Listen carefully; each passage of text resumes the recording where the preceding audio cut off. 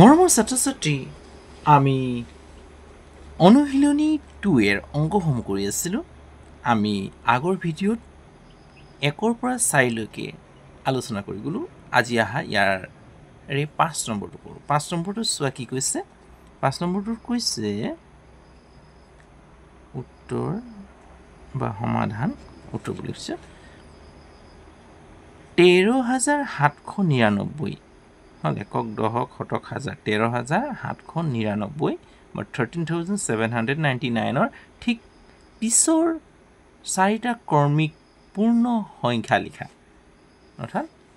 পূৰ্ণ সংখ্যা বা স্বাভাৱিক সংখ্যা একে হ'ব ইয়াত ইমান কি নাই অসুবিধা নাই ইয়াৰ কি হ'ব পিছৰ এতিয়া চোৱা 13799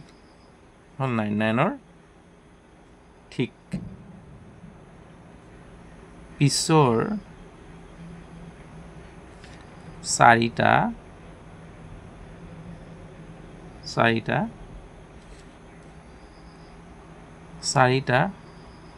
ক্ৰমিক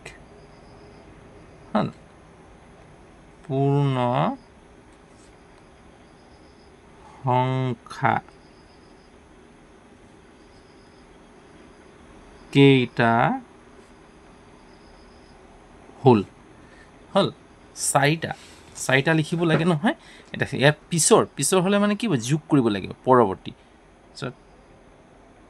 কি যোগ কৰিব লাগিব যিকোনো সংখ্যাৰ পিছৰ সংখ্যা উলিয়াবলৈ হলে 1 যোগ কৰিব লাগে ইয়াৰ লগত 1 যোগ কৰি দিয়া চোৱা 1 9 লগত 1 যোগ কৰিলে 10 1 কৰিলে হয় না 9 1 1 10 1 কৰিলে 7 1 8 13 নামি গ'ল কিমান পালো 1800 13800 হল নেক্সটটো আকৌ কি কৰা 1 যোগ কৰি দিয়া হল 1 লগত 0 যোগ কৰিলে 1 0 8 13 ক্ৰমিক কৈছে তো ক্ৰম অনুযায়ী 1 1 যোগ কৰি ৰাখিলে ক্ৰমিক হৈ যাব এতিয়া হ'ব 13 801 পালো তাৰপিছত আকৌ 1 যোগ কৰি দিয়া ইয়াত 1 1 2 0 8 3 1 যোগ কৰিবলগীয়া নাই নহয় তেতিয়া কি হ'ব 13 8 0 2 আৰু 4টা বুলি কৈছিল না 4টা চোৱা 1 2 3 আৰু এটা যোগ কৰি দিওঁ 1 তেতিয়া 4টা হৈ যাব 2 1 3 তাৰপিছত 0 8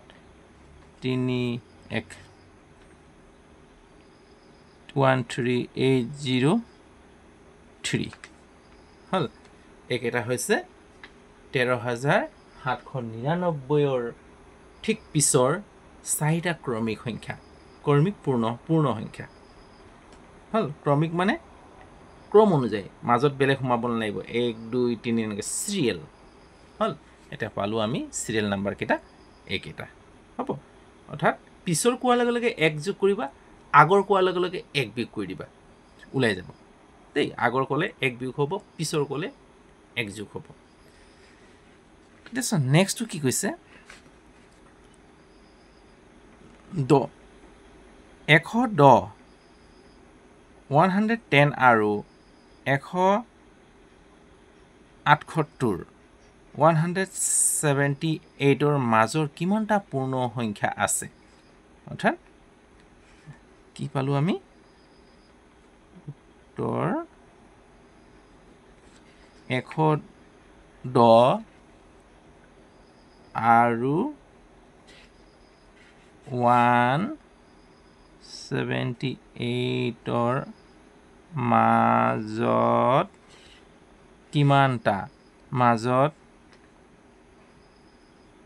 থকা পূৰ্ণ সংখ্যা কেইটা সংখ্যা কেইটা কিমানটা কৈছে না মাজত থকা পূৰ্ণ সংখ্যাৰ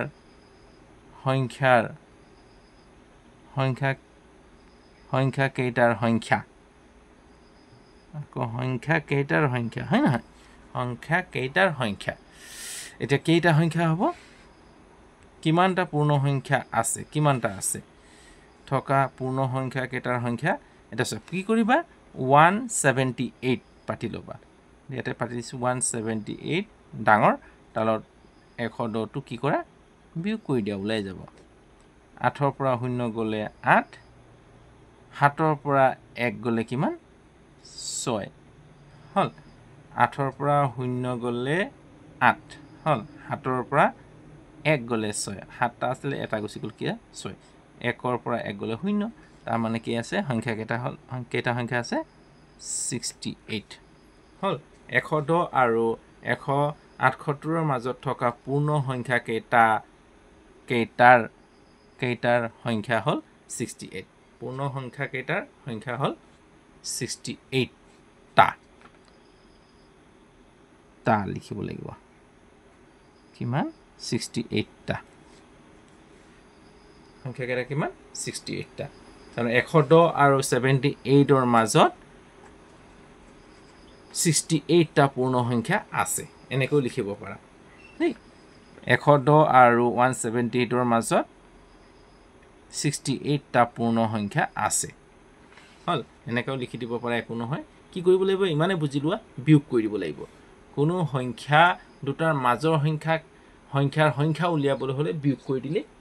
সংখ্যাটো উলাই পৰিব হ'ব নেক্সট চোৱা 7 নম্বৰটো কি কৈছে 2550 ৰ পৰা 3780 লৈ মুঠতে কিমানটা পূৰ্ণ সংখ্যা এটো মাজত কিমানটা পূৰ্ণ সংখ্যা মুঠতে কিমানটা পূৰ্ণ সংখ্যা আছে মুঠতে ইমানৰ পৰা ইমানলৈকে মুঠতে কিমানটা পূৰ্ণ সংখ্যা আছে মাজত কোৱা নাই হয় নহয় এটা চাবা কিমানটা পূৰ্ণ সংখ্যা আছে এটা চাম আমি কি কৰিম হাতটো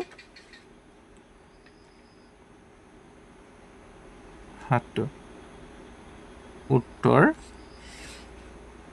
2550 ৰ পৰা 2550 ৰ পৰা কিমান 3780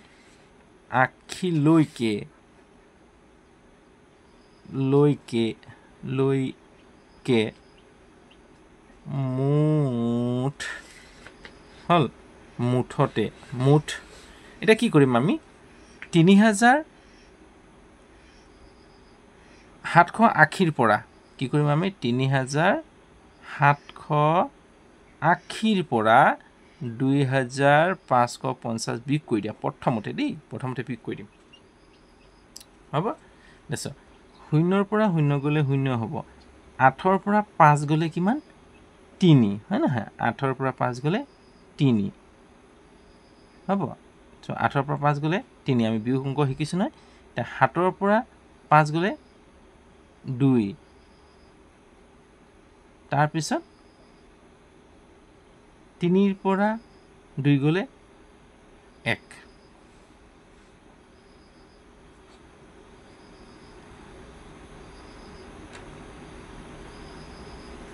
0 0 8 ৰ পৰা 5 গলে 3 7 ৰ পৰা 5 গলে 2 1 ৰ পৰা 3 ৰ পৰা 2 গলে 1 হৈ গল 1230 টা মাজৰ এটো কি পালো আমি মাজৰ পালো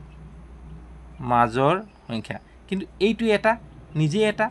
এইটো এটা নিজে এটা হল এটা কিমান হল দুটা হৈ গল এই দুটাটো ইয়াত যোগ কৰি দিয়া কিমান হৈ যাব 0 লগত 2 যোগ কৰিলে 2 হল 3 2 1 তাৰ মানে 1232 টা কিমান থাকিব 1232 টা হল তা পূৰ্ণ সংখ্যা কি লিখিম এতিয়া আমি পূৰ্ণ সংখ্যা আছে পূৰ্ণ সংখ্যা আছে হল 2550 পৰা ইয়াকো ধৰিব লাগিব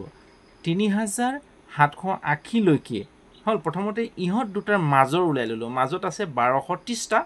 আৰু প্ৰথমটো ইয়াক ধৰা নাছিল ন ইয়াক ধৰিব লাগিব 1 আৰু ইয়াক ধৰিব লাগিব 1 1 1 2